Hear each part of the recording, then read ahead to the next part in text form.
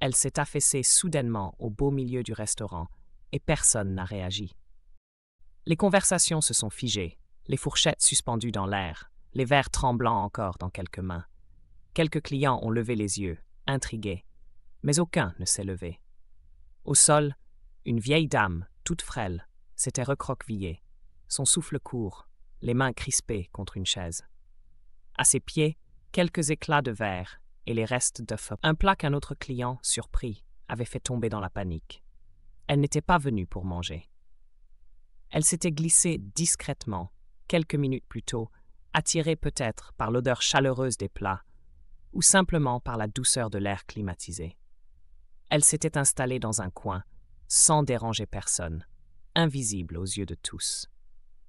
Mais à présent, tous les regards convergeaient vers elle, et c'est là que Julien, un jeune serveur de 20 ans, réagit. Cela faisait 2 ans qu'il travaillait au bistrot de la gare, un établissement réputé de Tours, toujours impeccable dans son tablier noir, poli, discret. Ce jour-là encore, il servait en silence, plateau en main, chemise blanche bien repassée. Mais en voyant la vieille dame au sol, il n'hésita pas une seconde. Il posa son plateau sur la première table venue et se précipita vers elle. « Madame, vous m'entendez ? Vous allez bien ? » demanda-t-il, la voix déjà tremblante. La femme bougeait à peine. Son regard semblait perdu, ses lèvres s'agitaient sans former de mots. Sur son visage pâle se lisaient l'effort et la peur. Julien s'agenouilla près d'elle. Il observa sa respiration haletante, la tension dans ses épaules. L'année passée, il avait suivi une petite formation au premier secours, organisée par la mairie. Il reconnut tout de suite les signes. C'était grave. « Madame, écoutez-moi. Je m'appelle Julien. Je suis là. Ça va aller, d'accord ?» Il exagérait les mouvements de son propre souffle pour qu'elle le suive. Inspirez doucement par le nez. Voilà, soufflez par la bouche, comme si vous refroidissiez une tasse de thé. Encore.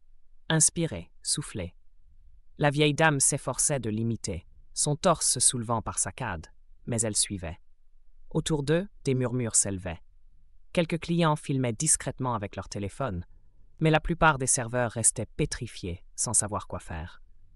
C'est à ce moment-là qu'apparut M. Martin, le propriétaire du restaurant, un homme rigide à la moustache soigneusement taillée. « Que se passe-t-il ici ? Qui est cette femme ?» gronda-t-il avant de s'arrêter net en voyant la scène. « Julien, tu la connais ? C'est une cliente ?»« Non, monsieur. Je crois qu'elle est entrée discrètement. Mais elle a besoin d'aide. Est-ce qu'on peut appeler les pompiers, s'il vous plaît ?»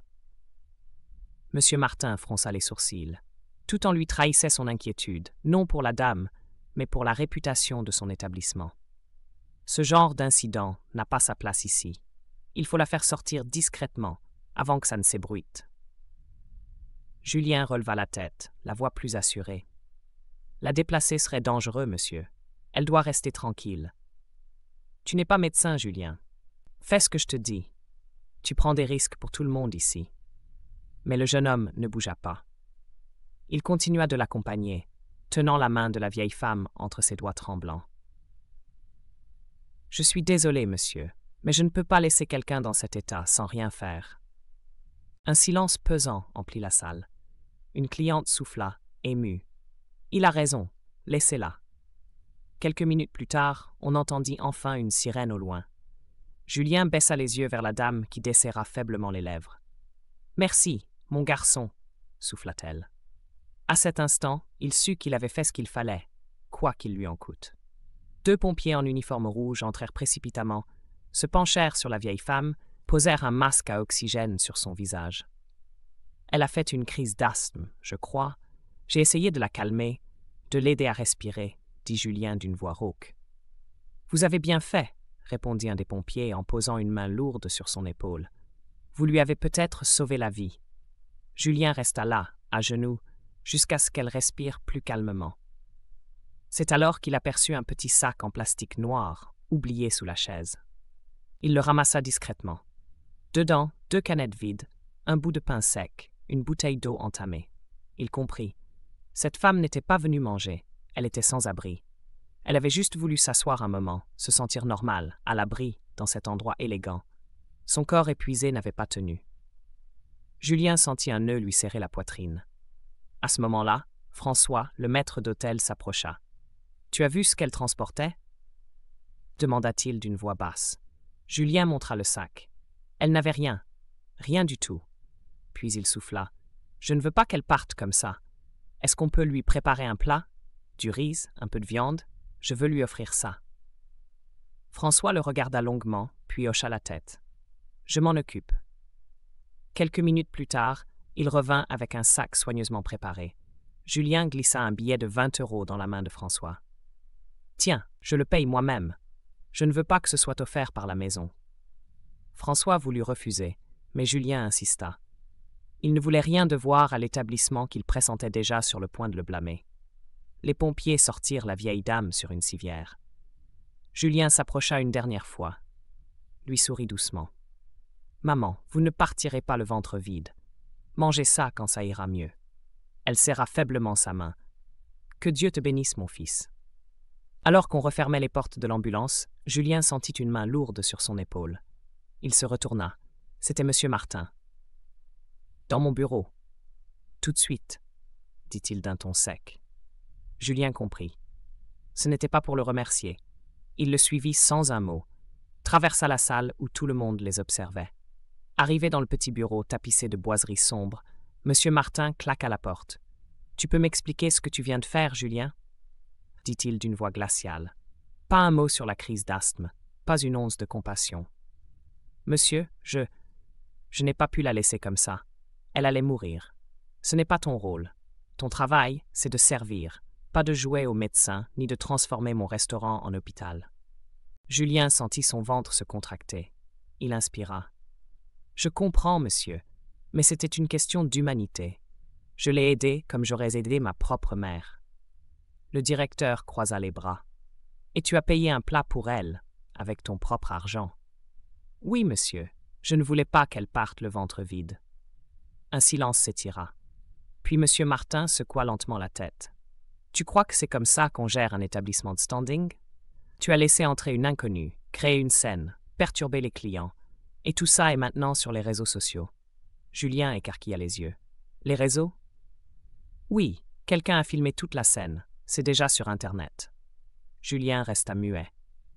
Il n'y avait même pas pensé. Le directeur soupira longuement. « Je suis désolé, Julien, mais je ne peux pas te garder. Je te paye jusqu'à la fin de la semaine. Ce soir, c'est terminé. » Julien resta planté là. Il serra les poings, respira profondément. « Très bien, monsieur. Mais permettez-moi de dire une chose. Ce soir, ce n'était pas une question de règlement, c'était une question de dignité humaine. Et si c'était à refaire, je referais exactement la même chose. » Monsieur Martin le fixa sans rien répondre. Julien sortit, referma doucement la porte. Dans le couloir, il resta immobile un instant, le cœur battant, mais étrangement serein. Il savait qu'il avait fait ce qu'il fallait. Quand il revint dans la salle, certains clients le saluèrent d'un petit signe respectueux. Au fond, des collègues s'approchèrent. François posa une main sur son épaule. « C'est vrai, tu es viré ?» Julien hocha la tête. Josiane, la caissière, souffla. « Ce n'est pas juste. Tu as juste été humain. » Julien esquissa un sourire. « Merci, je finirai mon service ce soir, comme il se doit. »« Eh bien, tu nous devras quand même une tournée, c'est la règle, » plaisanta Lucas, un serveur. Julien éclata d'un rire sincère. « Rendez-vous chez Mamie Jeanne pour les brochettes après le service. » Ils tapèrent dans ses mains, plus soudés que jamais. Ce fut alors qu'un homme bien mis, la cinquantaine, l'interpella. « Jeune homme !» Julien se retourna. « Oui, monsieur ? C'est toi qui as aidé cette dame, n'est-ce pas ? » « Oui. » L'homme le fixa gravement. « Ce que tu as fait, c'est plus qu'un service. C'est une leçon pour nous tous. » Julien resta sans voix. « Je ne savais pas. Je vous assure, je n'ai rien fait pour être remarqué. »« Justement, » sourit Bernard. « C'est pour ça que je veux te voir demain matin, à mon bureau. » Il lui glissa sa carte. « 10 heures. On parlera d'avenir. » Le lendemain, Julien se présenta tremblant dans le grand immeuble vitré du centre-ville. Dans le bureau vaste et épuré de Bernard Lefebvre, il entendit les mots qui allaient changer sa vie. « Je dirige aussi une fondation qui aide les jeunes. Je voudrais que tu en sois le coordinateur terrain, pas un serveur, un bâtisseur de dignité. » Julien sentit ses larmes monter. « Je ne suis qu'un serveur, je n'ai pas de diplôme. » Tu as fait ce que beaucoup de diplômés n'osent pas. Tendre la main. Et c'est tout ce qui compte. 3 mois plus tard, Julien formait déjà des jeunes en difficulté, dans ce même bistrot où tout avait commencé. Les clients venaient toujours, les nappes restaient blanches, mais dans un coin, 2 stagiaires apprenaient à dresser des assiettes. Au centre, Julien, humble, leur montrait comment tenir un plateau, et surtout, comment regarder un client les yeux pleins de respect. Un soir, une petite fille bien mise l'aborda timidement. Ses cheveux bruns étaient soigneusement tressés, son manteau bleu fermé jusqu'au cou, et elle tenait contre elle un petit carnet à dessin.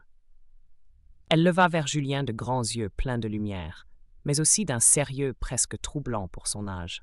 « Monsieur, je veux être comme vous quand je serai grande. » Sa voix tremblait un peu, comme si elle redoutait qu'il se moque d'elle. Julien, surpris, resta un instant figé. Puis son cœur se serra si fort qu'il crut qu'il allait éclater. Lentement, il s'agenouilla pour être à sa hauteur, posant ses mains calleuses sur ses genoux, la gorge nouée par l'émotion. Il observa le petit visage attentif, la bouche entr'ouverte, attendant sa réponse, comme s'il allait lui révéler un secret précieux. Il inspira profondément. « Alors, promets-moi une chose. Quand quelqu'un tombera près de toi, tu ne détourneras pas les yeux. Même si ça te fait peur, même si les autres préfèrent continuer leur chemin. Parce qu'on a tous besoin qu'un regard nous relève un peu. » La fillette hocha la tête, avec un sérieux qui n'appartenait pas tout à fait à l'enfance. Ses petites mains serrèrent son carnet contre son cœur, comme pour sceller cette promesse. Ses yeux brillaient d'une sorte de fierté nouvelle, et Julien sut, à cet instant précis, qu'il venait de semer quelque chose de bon dans un monde qui en manquait cruellement.